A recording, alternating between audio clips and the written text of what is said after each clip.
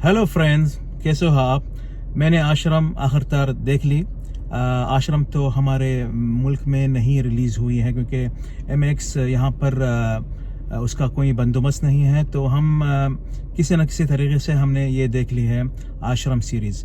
पहले तो मैं आश्रम सीरीज़ के बारे में ये बताना चाहता हूँ कि ये सीरीज़ आधारित है कुछ फेक पंडित्स के ऊपर जो अपना कारोबार जमाते हैं और अपना धन जमाते हैं इस कारोबार की तरह।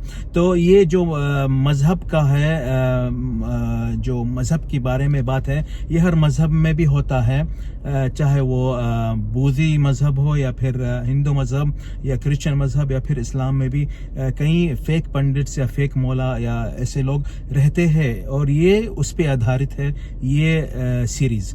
इस सीरीज़ की जो सबसे अहम बात यह है कि इसका जो माहौल बनाया गया है बहुत ही रियल दिखता है मुझे। जहाँ पर बैकग्राउंड जब म्यूज़िक आता है, जब बाबा आते हैं और बाबा पब्लिक के साथ जब बातचीत करते हैं, वहाँ पे एक इतनी सॉफ्टनेस और इतनी अच्छी म्यूज़िक आती है बैकग्राउंड में, तो आप उसमें मधुर हो जाते हैं। ऐसा लगता है कि ये सही में एक आश्रम है और यहाँ पर सब लोग आ रहे हैं अपनी राहत के लिए। आप उसकी यानी जो आवाज़ आती है बॉबी देओल की या फिर म्यूज़िक के साथ जो आवाज़ आती है, उसके साथ वो एक एहसास भी आता है कि आप उस जगह को आप सूंघ रहे हो अपने नाक से। ऐसा लग रहा है कि वहाँ पे अगरबत्ती कुछ ऐसे खुशबू आ रहे हैं, ऐसा लग रहा है। इतना अच्छा जो डायरेक्शन किया है प्रकाश जाह ने, इस पे दिखाई दे रहा था मुझे इस सीरीज़ की। और एक ऐसी खूब बात यह भी है कि इसमें बहुत कैरेक्टर्स है, और पता है मुझे कि कुछ लोग बोलते हैं कि ये सीरीज़ बहुत लंबा खींचा गया है और बहुत ही मोर दैन 12 आवर्स में भी है, लेकिन मेरी नज़र में ये आप सीरीज़ जब देखेंगे, सीरीज़ की नज़र से देखना चाहिए। आप कोई फिल्म की नज़र से नहीं देखना कि फिल्म का जो क्रिस्पी होना चाहिए था 3 आवर्स से 2 आवर्स या फिर 2 आवर्स से टू 1 आवर्स एंड हाफ। नहीं, ये ऐसी बात नहीं है, क्योंकि ये एक वेब सीरीज़ है और ये 30 एपिसोड नहीं है, ये ओनली 9 एपिसोड्स है या 10 एपिसोड्स है, और इसको 2 भाग में बनाया गया है। ये एक पहला इसका जो भाग है या पहला पीरियड है, ये ख़त्म होने के बाद हम दूसरा सीज़न देखने वाले हैं। इस सीरीज़ की मैं एक फंडा देता हूं आपको। अगर ऐसे जो सीरीज़ है जिसमें हर एक एपिसोड 1 आवर या फिर 45 मिनट या फिर 50 मिनट्स हो जाए, तो आप पूरा का पूरा नहीं देखना सुबह से लेकर दूसरे दिन तक। मैं आराम से हर रोज़ 2 एपिसोड या फिर 1 एपिसोड देखता हूं आराम से, ताकि ये जो एक एपिसोड है मेरे दिमाग में छाप जाए, ताकि मैं दूसरे दिन जब उठूंगा अपनी नींद से तो मैं सोचता रहूंगा कि क्या हुआ था कल और आज क्या होने वाला है। ऐसे तरीके से आप देखना चाहिए सीरीज़ को, ताकि वो मज़ा ना जाए और आप बोलेंगे बाद में, अरे बहुत लंबा सीरीज़ था, मुझे बोरियत महसूस हुई। ये बात आपको हो जाएंगे अगर आपने पूरा खींच के देख लेंगे सीरीज़ में। और एक अच्छी बात यह है कि इसमें हर एक जो एक्टर है इस सीरीज़ में, हर कैरेक्टर इस सीरीज़ के अंदर मुझे रियल दिखा है, क्योंकि उनका जो लहजा है या फिर बात करने का जो ढंग है रियल दिखता है, वही जगह का है।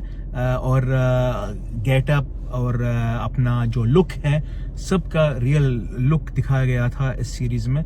ये भी बात मैं महसूस की है, क्योंकि प्रकाश जाह एक ऐसे मंझे हुए डायरेक्टर है इंडिया में जो हर फिल्म जब बनाते हैं वो उसकी रियलिटी दिखाते हैं। इंडिया का जो रियल माहौल है वो दिखाते हैं, चाहे वो पुलिस स्टोरी हो या फिर लव स्टोरी हो या फिर पॉलिटिकल स्टोरी हो या फिर ये जो आश्रम की जो स्टोरी थी, हर चीज़ रियल दिख रहा था मुझे इस सीरीज़ के अंदर।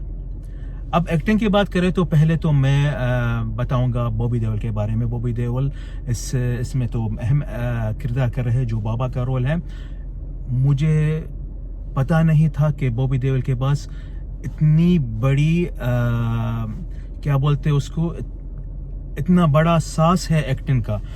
पता था मुझे पहले से, जब हम देखते थे उनकी जो फिल्में थी पहले सोल्जर या फिर बरसात या फिर बादल, बिच्छू, उनका जो एक्शन है या उनका जो गुस्सा है वो दिखाई देता था स्क्रीन पे। लेकिन कभी कभी हम सोचते थे कि ये एक्टर जो है इसमें ही बस जाएंगे, फंस जाएंगे इसी रोल में ओनली, और कोई रोल नहीं कर पाएंगे या फिर उनको और कोई रोल ऑफर नहीं होगा। लेकिन इस साल मुझे तो चौंका दिए बॉबी देओल ने। पहले तो क्लास ऑफ 83, उसमें उनका जो रोल था बहुत ही उम्दा रोल था और बहुत ही अलग रोल था, और इसमें तो बिल्कुल हद पार कर दी। पता है मुझे, इससे पहले उन्होंने नेगेटिव रोल किए थे, जैसे शकलका बूम बूम, या फिर जो छोटा सीन था या 10 मिनट का सीन था नकाब में, उसमें भी एक उनका नेगेटिव शेड दिखाई देगा। लेकिन इसमें आप उनका जो भोलापन देखेंगे, साथ में नेगेटिव शेड्स भी देखेंगे, और साथ में वो एक्टर देखेंगे जो ये एक्टिंग कर रहे थे, इस एक्टिंग में छा गए। जो रूह थी बाबा की उसके अंदर आ गई। तो ये एक्टिंग दिखाई दी बॉबी देओल की, मुझे बहुत पसंद आई। दूसरे कैरेक्टर्स में दर्शन कुमार बहुत ही अच्छे एक्टर है। पुलिस का जो रोल उन्होंने निभाया है बहुत ही जच रहा है उन पे, और जो लहजा है उनका या फिर डायलॉग डिलीवरी है बहुत ही खूबसूरत है, और ऐसा दिखाई दे रहा है कि वो वहीं के रहने वाले हैं, और ऐसा नहीं लग रहा है कि वो एक दूसरे सिटी से आए, जहां मुझे पता है आसाम से, पता नहीं कौन से सिटी से आए, जहां उनकी हिंदी उतनी अच्छी नहीं है, लेकिन फिर भी बहुत ही अच्छी हिंदी बोल रहे थे, और वहां का जो लहजा था बहुत ही अच्छी तरह से वो पकड़ लिया और किया है इस सीरीज के अंदर। और जो किरदार है अदिति भुवनकर का, वो भी बहुत ही खूबसूरत है। शी सीरीज में उन्होंने दिखा दिया और अपना जो दम है जमा दिया। वेब सीरीज के जो इंडस्ट्री है अभी फिल्मों में भी आने वाली है, और फिल्मों में भी वो दिखाएंगे अपना कमाल। इसमें तो बहुत ही अच्छा उनका रोल था और दम का रोल था, और जैसे कि ऐसा बोलते हैं कि ये एक टकराव है उनका बॉबी देओल के साथ, दूसरे सीजन में हम देखेंगे। तुषार पांडे का भी रोल बहुत ही अच्छा है, वो भोला दिखाई देता है इस सीरीज में, और उनका जो मासूमियत है बहुत ही अच्छी दिख रही है इस सीरीज के अंदर। चंदन रॉय सान्याल, ये एक ऐसे एक्टर है, मुझे लगता है कि उनको उतना ज़्यादा हक नहीं मिला फिल्म इंडस्ट्री में। वो बहुत ही अंडररेटेड एक्टर है, कई फिल्मों में काम किए हैं, कई फिल्मों में सपोर्टिंग की है। उनकी एक ऐसी फिल्म थी, मैंने देखी थी कुछ साल पहले यूट्यूब में, बहुत ही अच्छी फिल्म थी, इसका नाम है ब्राग, जो चेकोस्लोवाकिया के बारे में है, वहाँ कैसे रहते हैं इंडियन लोग। वो इतनी अच्छी खूबसूरत फिल्म थी, उनका रोल उसमें लीडिंग रोल था। कई लोगों ने देखी नहीं ये फिल्म, लेकिन आपको मैं रिकमेंडेड करता हूँ ये फिल्म।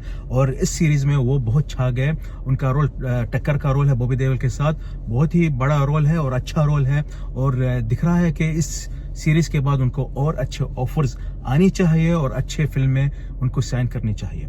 सीरीज के एंड में दो एपिसोड है, उसमें अध्यान सुमन आते हैं और वो बहुत चौंका देते हैं मुझे पहले से शुरू से समझ में नहीं आ रहा था ये कौन है, ये मिका सिंह है या फिर कौन है जो ये रोल निभा रहे हैं। इसका मतलब वो छा गए इस रोल में और रोल को बहुत अच्छी तरह से निभा दिए हैं, और मुझे लगता है दूसरे सीजन में उनका रोल और ज़्यादा उभरने वाला है।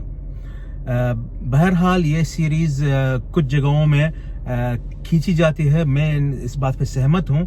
कुछ जगहों में उनका ऐसा दिखता है कि यहाँ पर डायलॉग बहुत लंबे हो गए, या फिर कुछ सीन्स जो वल्गर सीन है उसको और ज़्यादा खिंचा दिए गए, ताकि पता नहीं जो सीरीज़ का जो लिमिट टाइम है या फिर ड्यूरेशन है उसको और ज़्यादा लंबा कर दिया। अगर ये कुछ सीन्स कट कर दिए जाते तो और भी क्रिस्पी लगता था ये सीरीज़। दूसरे जो लोग जो पूरी सीरीज़ एक दिन में पूरी ख़त्म कर देते। मैं इस सीरीज़ को देता हूँ 3.5 स्टार्स, और मुझे लगता है दूसरा सीज़न इससे भी बेहतर रहेगा।